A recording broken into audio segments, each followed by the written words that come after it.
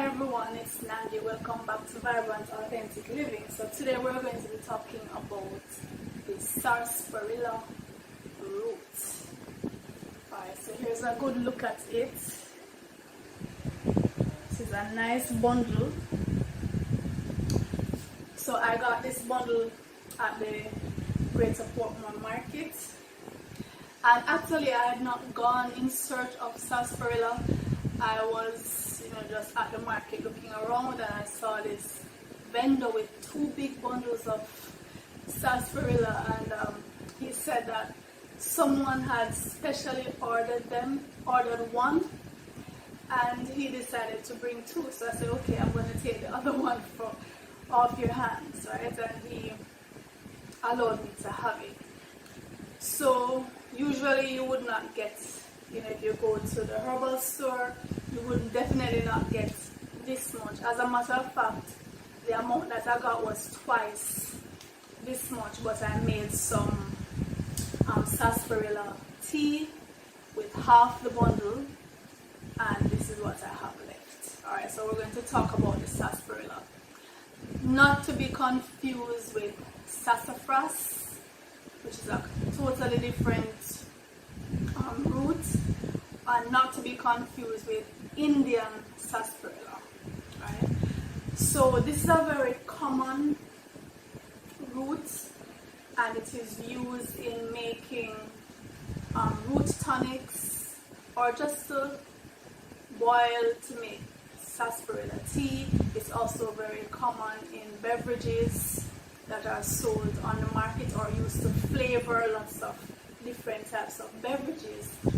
Also, you have to be careful because some of the beverages which claim to have sarsaparilla actually only have artificially flavored sarsaparilla, right? So you have to make sure you get the real thing. So this is the Jamaican sarsaparilla. The plant is native to Jamaica as well as Honduras, certain parts of North America, and other parts of Central America. Right, so this is the Jamaican sarsaparilla. I am, of course, in Jamaica right now. Alright, so let's talk about the sarsaparilla. The first time I heard the word sarsaparilla, actually, I was watching a cartoon about the Wild Wild West, and one of the cowboys, he went into the tavern and he ordered sarsaparilla, and this actually was a very common beverage among the cowboys in the Wild Wild West. It actually was very, very common, and that's the first time I remember hearing that name, and I was kind of stuck on it because it does have a ring to it, sarsaparilla, right? So it's used to make tonics, and in Jamaica you will see, if you go to the vendors who specialize in selling herbs or herbal beverages, you will see them with these tall bottles of root tonic, and the sarsaparilla is almost certain to be included. So it strengthens the entire system, and as we say in Jamaica, clean out the blood. Yeah, so it is a common addition to many of the root tonics that we have. Traditionally, in the places where persons have used sarsaparilla for generations, they use it to treat conditions of the skin, for example, psoriasis and eczema. It has been found to be very useful in skin conditions like that. Any rashes that come up, itchiness of the skin, anything having to do with that. Sarsaparilla is very useful. So what you do, you just boil the root for about 5 to 10 minutes, preferably using spring water or distilled water, and preferably in stainless steel pots if you have that available. That's the best thing, right? So you boil it for 5 to 10 minutes, and then you will allow it to just steep for a little while, and then you can pour it into another container where you can have it in the refrigerator or just kept at room temperature for quite a long time, right? Depending on, it really depends on how you want to take it, because you can even mix it with fruit juices. You can have it as is, you can have it as a tea.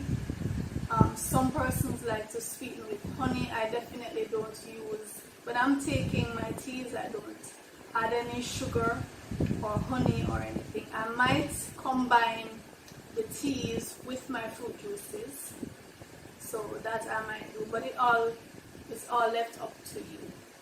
Alright, so if you have skin conditions, psoriasis, eczema, itchiness, rashes, this is something that you could try.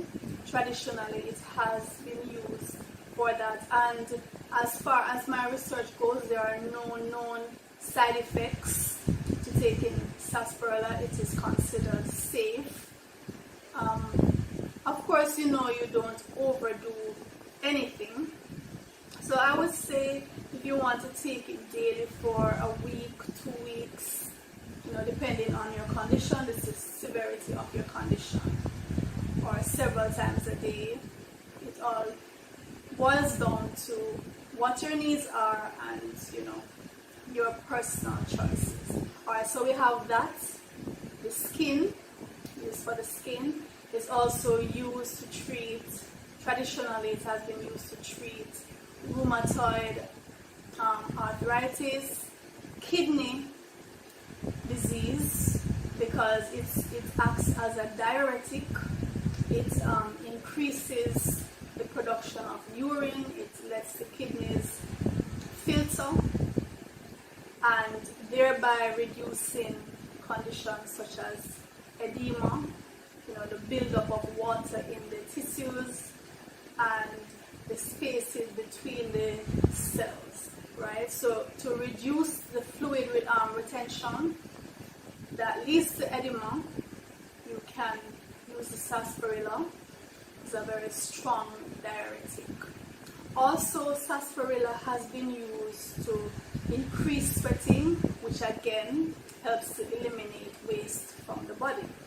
Another traditional use of this root is in the treatment of what are called venereal diseases or STIs. For example, syphilis, gonorrhea. It has been used in the treatment of these conditions, as well as to boost your performance, so your endurance, giving you that energy. Remember, this is a tonic for the system, and tonics tend not to work overnight. The word implies, you tone up the system, and it's a gradual process, and you have to be consistent, right? So generally when you're working with herbs, there are some exceptions, but generally when you're working with herbs, you want to give yourself some time to allow the herb to come into effect. It has an accumulative effect, right? That's how nature works, and we have to respect the herbs in that way. You can't be doing detrimental things to your body so many years, decades after decades, and then you want the herb to just come in. You take it a day or two and you want to see a miracle. I mean, in some cases it happens, depending on the herbs. Some are very powerful. They come with a punch, but most herbs will require some amount of time. They have an accumulative effect on the body. So don't be too impatient. Just allow them to do what they are supposed to do. They know what to do, right? Just trust in the effectiveness of these natural remedies. Alright, so continuing, the sarsaparilla also traditionally has been used to treat fevers, although I must add, fever is not necessarily something that you want to treat. You want to allow your body to let the fever run its course, because there's a function for the fever. It is actually there to, the fact that you have a fever means that the white blood cells are working, they are doing their job, there is increased intensity in the body, and that is what is producing the heat. Also, the heat will help to eliminate any excess microbes that are there, any microbes that have, gone out of order, because we do need microbes in our bodies. It's only when they become too much and start to tax the system. So the fever will keep them in check, and so we don't necessarily want to get rid of the fever. We should let it run its course. But sarsaparilla has been used to treat fevers, to treat belly aches, digestive disorders.